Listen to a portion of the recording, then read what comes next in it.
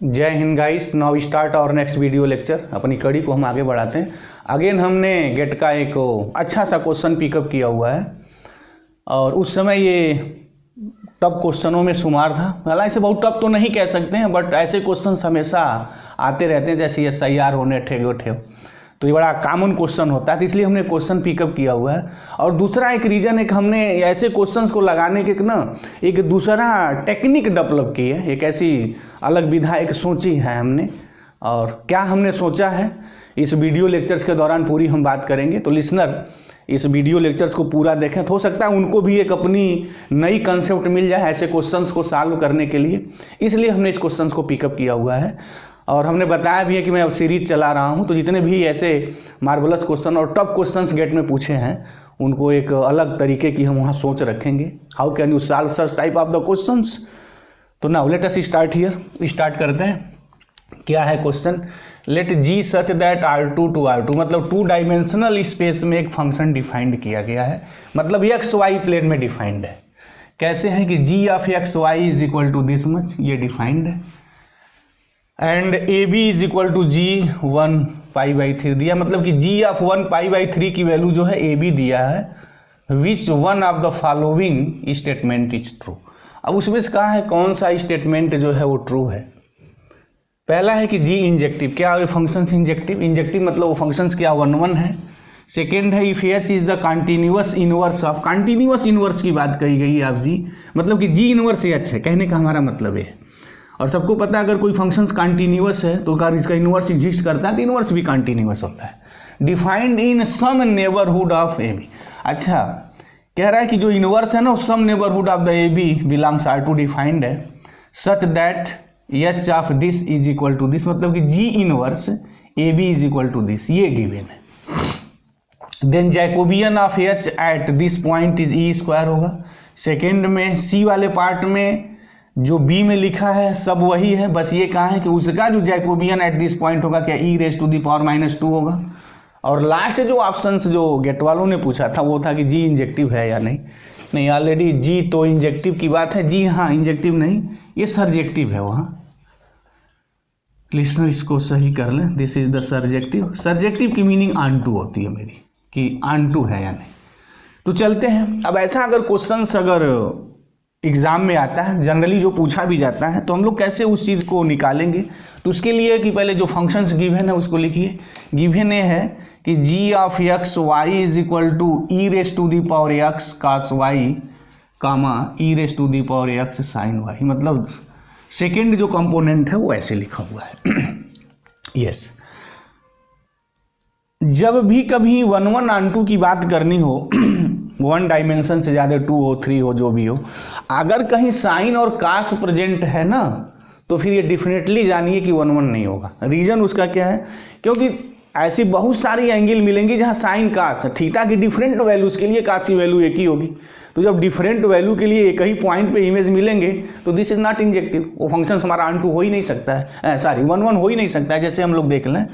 तो यहाँ जो कहने का हमारा मतलब क्या है कि कास और साइन जहाँ प्रेजेंट है ना उसको वैसे छोड़ दीजिए, बाकी जो वेरिएबल है उसमें कोई एक वैल्यू सुविधा अनुसार अपनी वैल्यू लिख दीजिए। तो सुविधा अनुसार हमारा सबसे अच्छा 0 रह रहा है तो 0 लिख देते हैं। तो G ऑफ 0y आप निकाल लीजिए, क्या वैल्यू आएगी e⁻01, तो मीनिंग हो जाएगी यहाँ कास y, और अगेन यहाँ 1, this is the sine y।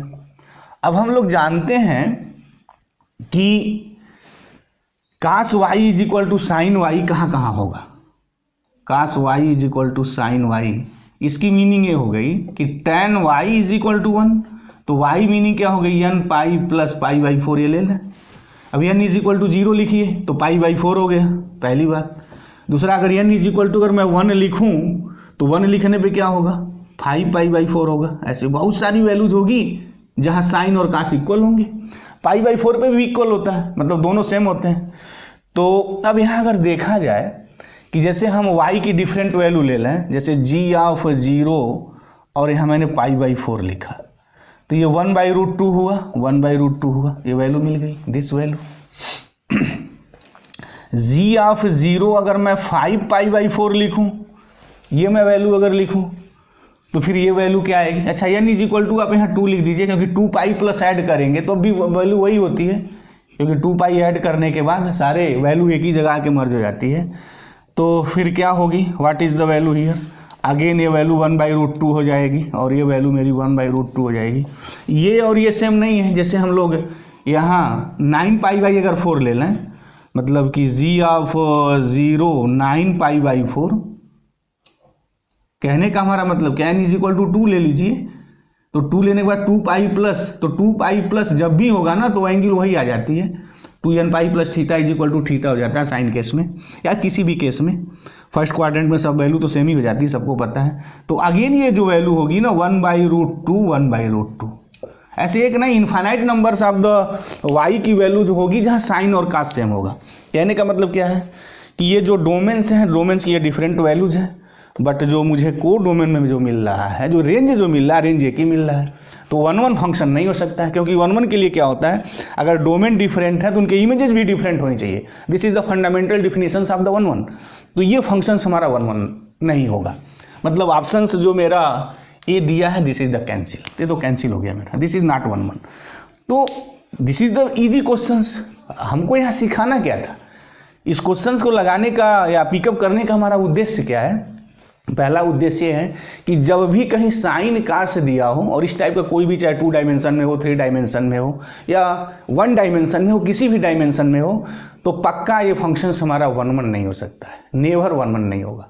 क्योंकि साइन कास जब भी देगा ना तो एक ही वैल्यू पे बहुत सारी वैल्यूज आ जाएगी, जैसे हमने यहाँ देखा।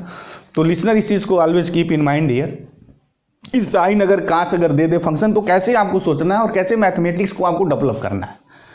तो मुझे उम्मीद है कि this is the clear here, no doubt. तो दिस फंक्शन इज नॉट 1 ये तो बात पक्का हो गई। चलिए अब हम लोग देखते हैं कि ये फंक्शन ऑनटू है नहीं। अब उसकी जो बात करेंगे, दूसरी बात यहाँ इनवर्स की बात आई है, तो इनवर्स कैसे निकालेंगे, उसके लिए आपको करना क्या है, how can you find the inverse of the such type of the problem. अगर ऐसी प्रॉब्लम है तो हम लोग इनवर्स कैसे निकालेंगे, चलते हैं उसकी बात थोड़ा यहाँ कर लेते हैं। इनवर्स निकालने के लिए क्या करिए ना, जैसे यहाँ देख लीजिए कि जो फंक्शन से दिया हुआ है उसे आप ऐसे लिख लिया हमने। अब यहाँ से एक्स वाई निकाल लीजिए, तो X Y is equal to G inverse. अभी हमें मान रहे हैं कि इनवर्स एग्जिस्ट कर रहा है, राइट। दिस जी इनवर्स कहाँ भी है, ऑलरेडी ऑप्शन में प्रेजेंट है। तो अगर ऑप्शन में प्रेजेंट है तो इनवर्स निकालना होगा। अब मुझे क्या करना है कि फंक्शंस ये है G such that R2 to R2 this, ये कंप्लीट एक्स वाई प्लेन में डिफाइंड है, राइट।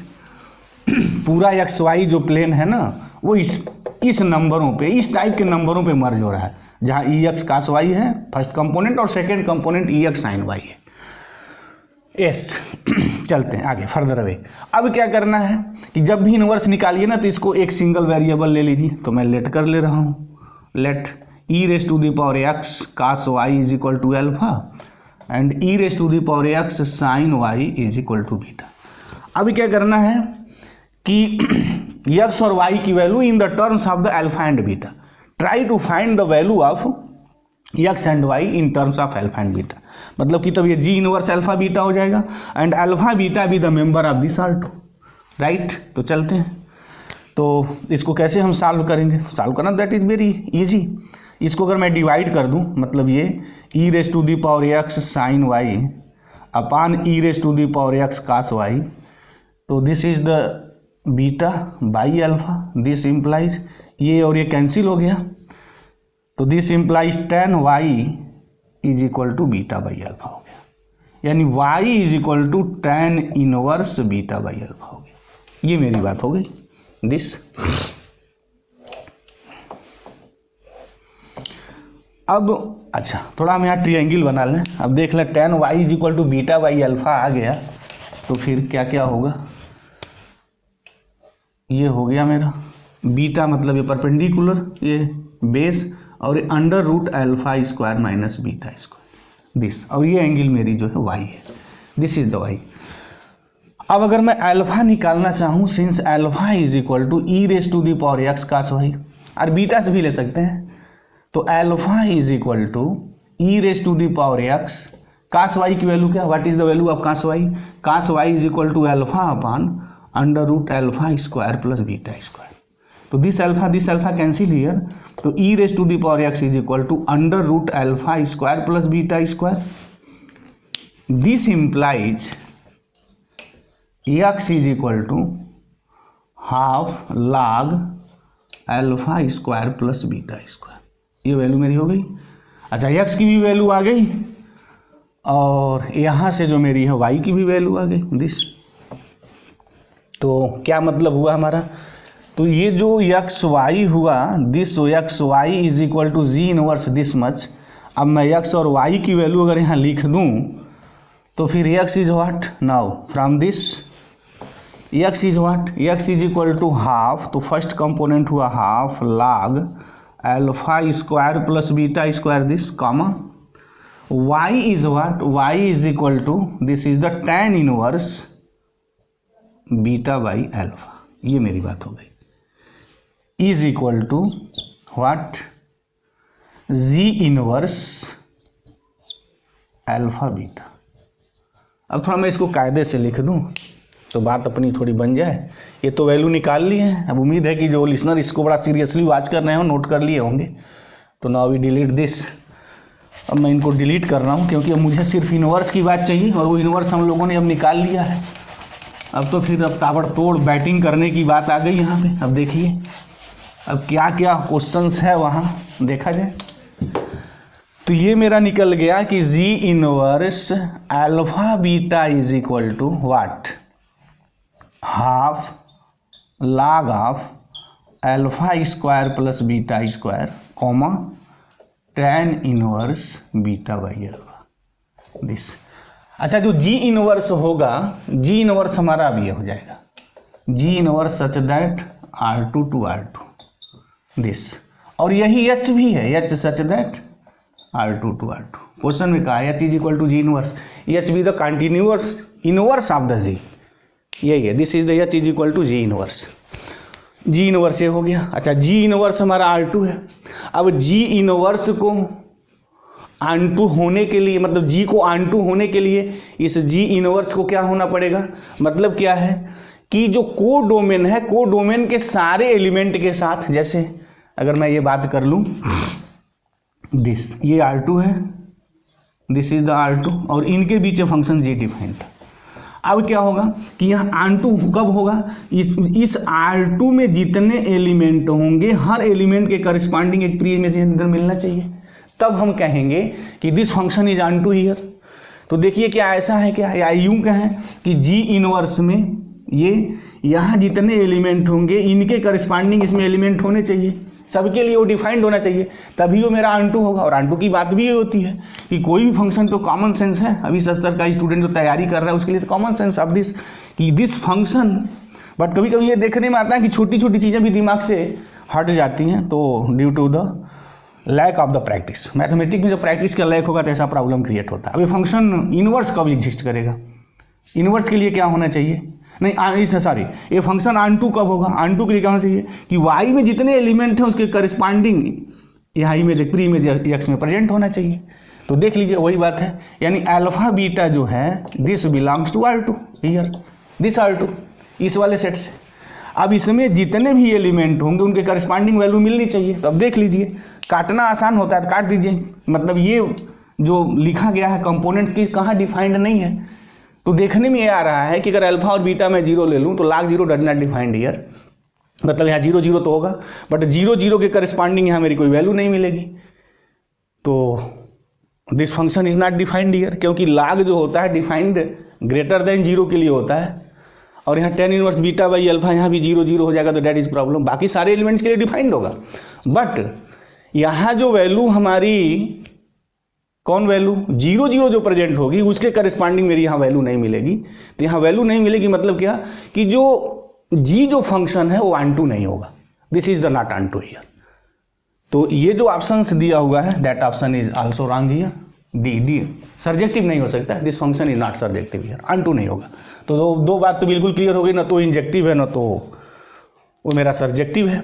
अच्छा, अब ये देखने का मेरा प्रोसेस यही होगा, जब भी ऐसा इस टाइप का कोई भी क्वेश्चन हो तो इस प्रोसेस से आप सॉल्व करें, definitely you get the result, जैसे हमने भी रिजल्ट निकाला है। और भी आप देख सकते हैं कि फंक्शन जी इनवर्स कहाँ कहाँ डिफाइंड है। अब तो इससे हम लोग कोई भी बात कर सकते हैं, और किसी भी स्तर का इस टाइप में जब एग्जामिनर कोई क्वेश्चन क्रिएट करेगा तो डेफिनेटली आप उस चीज़ का पूरा जवाब आपको मिल जाएगा। अब इसे देखिए, अब यहाँ अगर मैं बी को देखूं तो क्या है, कह रहा है कि if H is the continuous inverse of the G, ठीक है, जी इनवर्स एच है, defined in some neighbourhood of, इस नेबरहुड में डिफाइंड किया गया। क्यों नेबरहुड की क्यों बात कहा है, क्योंकि जो जी इनवर्स है ना वो 0 0 पे डिफाइंड नहीं है, वहाँ मिलेगा ही नहीं, तो फिर तो उसको काटना पड़ जाएगा ना, क्योंकि इनवर्स के लिए फंक्शंस क्या 1 1 ऑन 2 होना चाहिए, तो ये ना तो 1 1 है ना तो 1 2 है। तो जब 1 1 फंक्शन ऑन 2 नहीं होगा और फंक्शंस कोई एग्जामिनर इनवर्स की बात करेगा तो उसको मजबूरन नेबरहुड में आना ही पड़ेगा ना, क्योंकि उसके नेबरहुड में अगर 0 0 हो गया तो फिर तो प्रॉब्लम हो जाएगी, फंक्शंस का ही फॉर्मेशन नहीं होगा तो कोई क्वेश्चन ही नहीं क्रिएट कर पाएगा। अब कोई क्वेश्चन कहाँ से, मंगल ग्रह से थोड़ी ला देगा भाई, जो रिजल्ट हैं जो थ्योरी है उन्हीं में से क्वेश्चंस क्रिएट करने हैं। तो चलते हैं देख लेते हैं।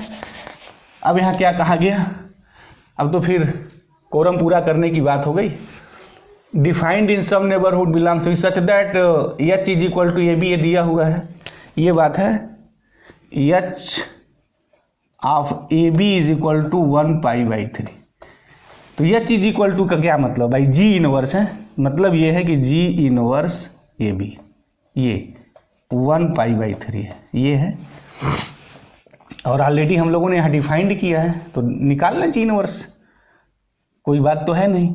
उसके बाद क्या है, ये देने के बाद then Jacobian of H at A B, तो जैकोबियन ऑफ एच पूछा है, तो जैकोबियन ऑफ एच हम लोग निकाल रहे हैं, तो पहले इससे वैल्यू देख लेते हैं क्या रिजल्ट क्या मिलता है, जी इनवर्स ए बी। अब जी इनवर्स ए बी ये डिफाइंड है, तो आ जाइए, अब ए की जगह हमारा अल्फा है, बी की जगह बीटा है, सिंपली यहाँ सब्स्टिट्यूट कर दीजिए, तो ये हो जाएगा half log alpha square plus beta square, meaning क्या हो जाएगी ए स्क्वायर प्लस बी स्क्वायर, कामा हो गया, tan inverse beta by alpha है तो यहाँ मेरा हो जाएगा बी बाई ए हो जाएगा, इज इक्वल टू कहा है 1π/3, ऐसा है जो इनवर्स फंक्शन एग्जिस्ट करता है उस ए बी के नेबरहुड में, वहाँ जी इनवर्स ऐसा डिफाइंड है, ये हमने नहीं डिफाइंड किया, ऑलरेडी वो डिफाइन करके दिया हुआ है, बस आपको वैल्यू सब्स्टिट्यूट कर देनी है, हो गया ये। अब जानते हैं कि ये कंपोनेंट वाइज जो दिए हैं हमारे, अगर इक्वल तब होते हैं जब इनके फर्स्ट कंपोनेंट सेम हो और सेकेंड कंपोनेंट सेम हो, तो ये हो जाएगा what, half log A square plus B square is equal to what 1 हो जाएगा दिस, और नेक्स्ट क्या हो जाएगा tan inverse b by A is equal to π/3।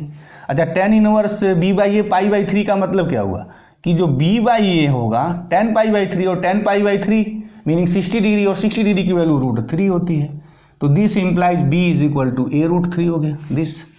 अब b की वैल्यू यहाँ सब्स्टिट्यूट कर दीजिए, एक तो रिलेशन आ गया ना, b is equal to a √3 हो गया, यानी जी इनवर्स ए बी के जिस नेबरहुड में डिफाइंड होगा वहाँ ए और बी के बीच में ऐसा रिलेशन होगा पक्का डेफिनेटली।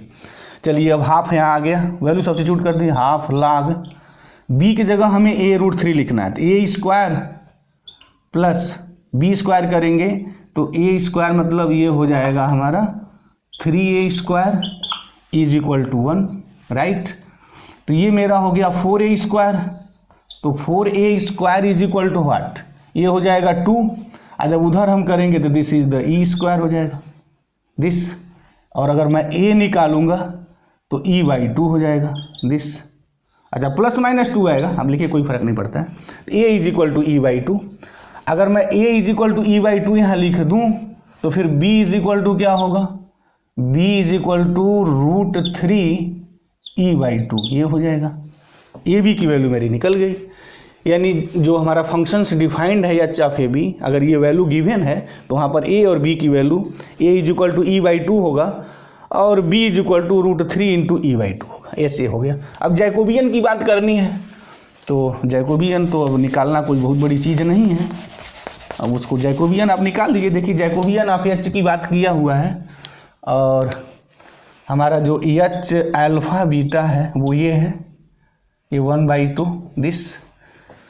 तो जैकोबियन ऑफ ए बी हमें निकालना है, और ये जो फंक्शन है this with respect to alpha beta, Jacobian of H with respect to ये अल्फा बीटा क्या होगा, पहले अल्फा के रिस्पेक्ट में हम डिफ्रेंशिएट कर दें तो ये हो जाएगा अल्फा अपॉन 2α अपॉन व्हाट, तो 2 कैंसिल हो जाएगा, alpha square plus beta square, ये हो गया।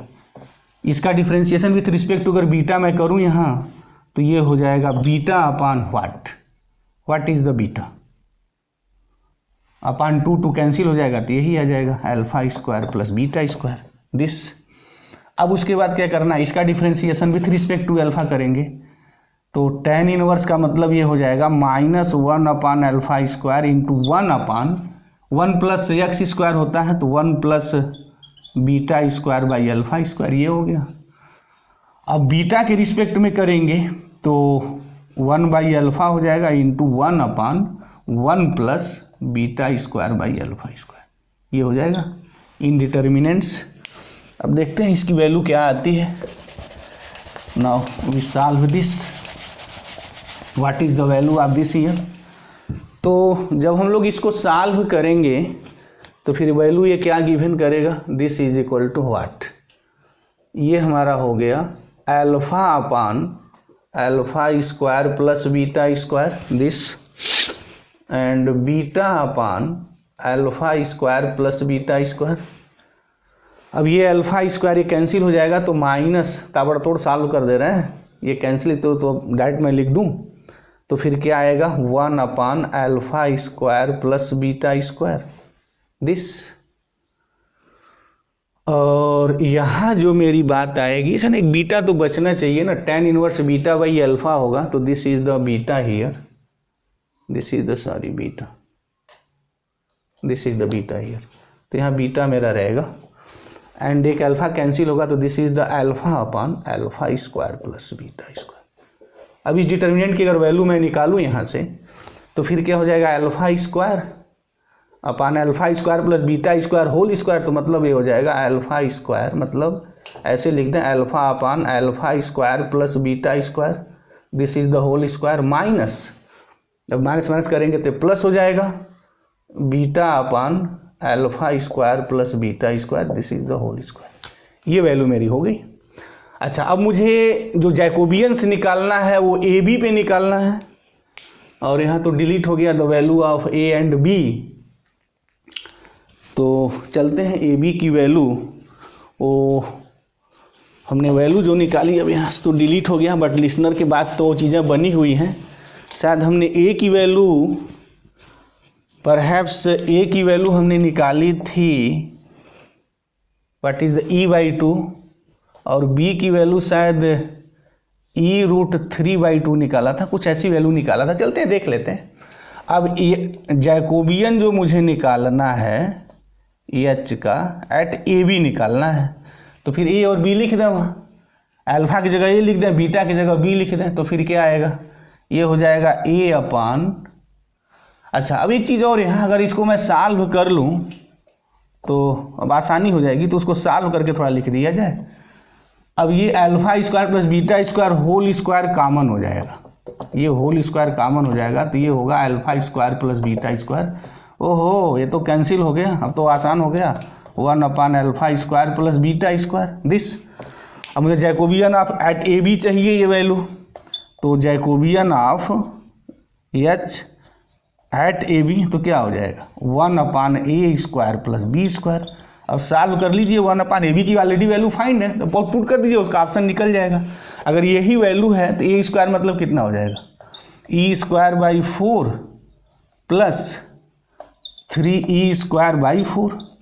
अगर मैं इसको सॉल्व कर दूं तो 1 अपान एलसीएम 4 हो गया, ये 4e स्क्वायर, ये कैंसिल, तो फिर क्या आ गया 1/e स्क्वायर। ठीक है, वैल्यू यही रही होगी डेफिनेटली, e⁻⁻²। और e⁻⁻² जो मेरा ऑप्शन है वो this option is the see here, तो सी ऑप्शन इसका राइट था कि जैकोबियन जो ए बी पे होगा वही e⁻⁻² होगा। बहरहाल जैकोबियन निकालना तो कोई बहुत टफ चीज़ नहीं थी, वो इन्वर्स फंक्शंस की कैसी टेक्निकलिटी थी, आप कैसे निकालेंगे वो यहाँ ध्यान देना है। और दूसरी बात, अगर कोई फंक्शन साइन और कास में डिफाइंड है 1 1 ऑन 2 आ रहा है तो 99.9% समझिए दिस फंक्शन इज नॉट 1 1 नहीं हो सकता है। हाँ, कुछ केसेस बनेंगे जहाँ ऐसी पॉसिबिलिटी है, नहीं हो सकती है, बट वहाँ निकाल के देखना पड़ेगा।